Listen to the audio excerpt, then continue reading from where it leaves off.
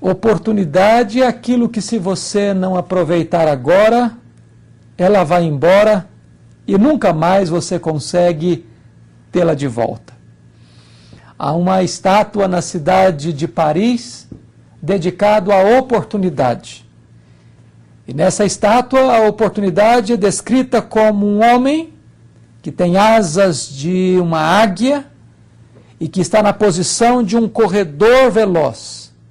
Na frente tem muito cabelo, mas atrás é calvo, não tem cabelo algum. E a ideia é esta: se você não agarrar a oportunidade pela frente, depois que ela se for, você não consegue mais segurá-la. Há muitas pessoas que perdem as oportunidades da vida. E essas oportunidades nunca mais voltam.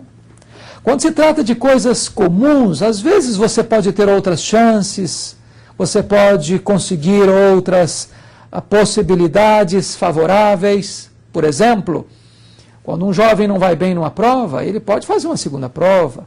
Se ele não passou neste vestibular, ele pode estudar um pouco mais e passar no vestibular seguinte.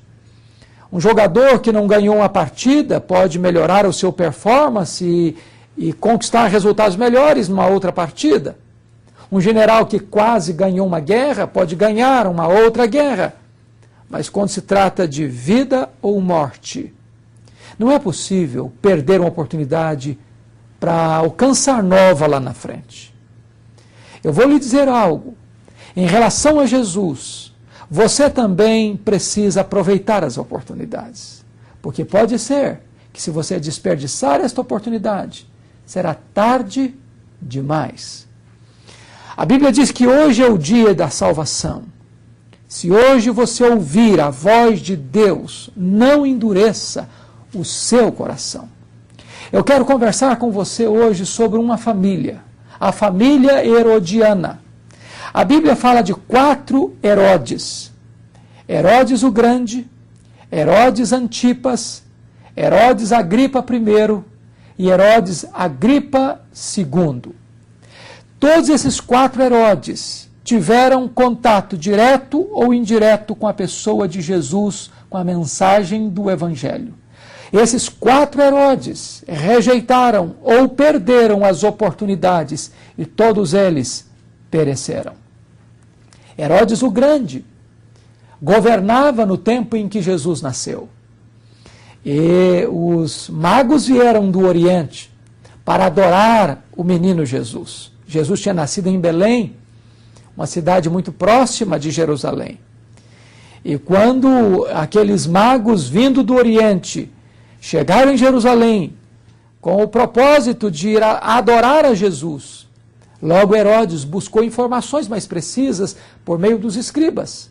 E os escribas disseram que verdadeiramente haveria um Messias prometido que nasceria na cidade de Belém. Herodes era um homem inseguro, medroso, covarde e truculento. Ele já havia matado a sua mãe, já havia matado um de seus filhos e havia matado uma das suas mulheres. Ele temia qualquer pessoa que pudesse lançar sombras sobre ele ou que ele se sentisse ameaçado no seu trono. Como o recado é que aquele menino nasceu para ser rei dos judeus, Herodes, de forma truculenta e criminosa, manda matar todas as crianças de Belém, pensando com isso banir, destruir a vida do infante Jesus. Ele poderia ter assumido uma outra posição. Ele poderia ter feito o que os magos fizeram, se prostrado diante de Jesus e adorado a Jesus. Ele poderia ter recebido a mensagem que os pastores de Belém receberam dos anjos, que vieram comunicar a boa nova do Natal. Hoje vos nasceu na cidade de Davi o Salvador, que é Cristo o Senhor. Ele rejeitou esta mensagem e tentou eliminar Jesus. Quantas pessoas que ainda hoje tentam eliminar Jesus? Falando impropério sobre ele, colocando-o como um pecador, como um revolucionário. Alguns colocaram Jesus até como um comunista. Mas se você hoje está diante desta mensagem, Não perca esta oportunidade, porque Jesus é o Filho de Deus, é o Salvador, é aquele que pode trazer paz e salvação para a sua vida. Mas há um segundo Herodes, Herodes Antipas. Ele era um tetrarca, ele governava na região da Galileia.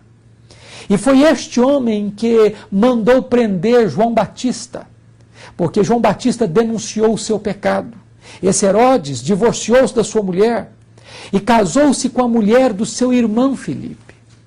E quando você vai olhar a história, aquela mulher não era apenas cunhada de Herodes, ela era aparentada de Herodes, de tal maneira que Herodes cometeu o pecado de adultério e o pecado de incesto. E João Batista, profeta de Deus, precursor do Messias, não titubeou. Ele denunciou corajosamente aquele pecado do rei. Ele não mediu as consequências, ele não tinha medo de consequências, ele queria ser fiel a Deus, ele estava pronto a perder a sua cabeça, mas não perder a sua integridade. E desta maneira, ele foi preso. Diz a Bíblia que Herodes gostava de ouvir João Batista. Ele tinha temor ao ouvir João Batista. Mas este homem agiu contra a sua consciência. E por pedido de uma mulher adúltera e de uma menina inconsequente diante de convidados bêbados, este Herodes manda decapitar o homem a quem ele temia e gostava de ouvir, o profeta João Batista. Mais tarde, ele fica intimidado porque quando Jesus aparece no cenário, ele pensa, místico que era, que João Batista tinha ressuscitado e que Jesus era o próprio João Batista que estava aparecendo para ele como um fantasma. Jesus chama esse Herodes de raposa. Quando Jesus está sendo levado para o julgamento, Jesus é levado diante deste Herodes. E diz a Bíblia que este Herodes se alegra ao ver Jesus, não porque amasse Jesus, não porque respeitasse a Jesus, mas porque ele queria ver um milagre feito por Jesus. Ele recebera informações de que Jesus tinha poder para realizar prodígios e maravilhas, e ele queria ser testemunha ocular de um desses milagres de Jesus. E Jesus não disse sequer uma palavra para Herodes. Jesus não fez nenhum sinal diante de Herodes. E diz a Bíblia que este Herodes escarnece de Jesus, zomba de Jesus e devolve Jesus a Pôncio Pilatos. Que triste que um homem tem uma oportunidade tão rica quanto esta, de estar diante do próprio Filho de Deus, de ter escutado João Batista, o maior homem dentre os nascidos de mulher segundo Jesus, o grande pregador João Batista, que levava ao deserto uma multidão e falava-lhe ao coração. Este rei está com o coração fechado, ele sabe da verdade, mas ele fecha os ouvidos da sua consciência, porque quer permanecer no seu pecado.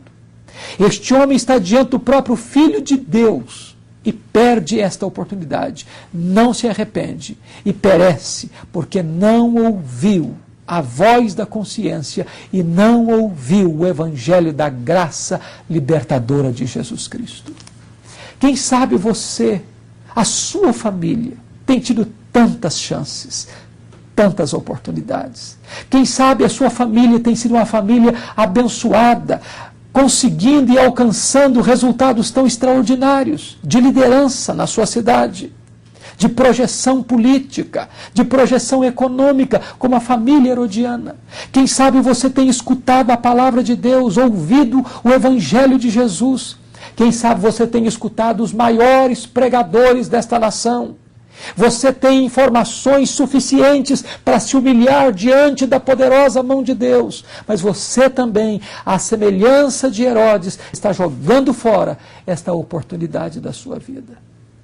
Mas vamos encontrar o terceiro Herodes, Herodes Agripa I.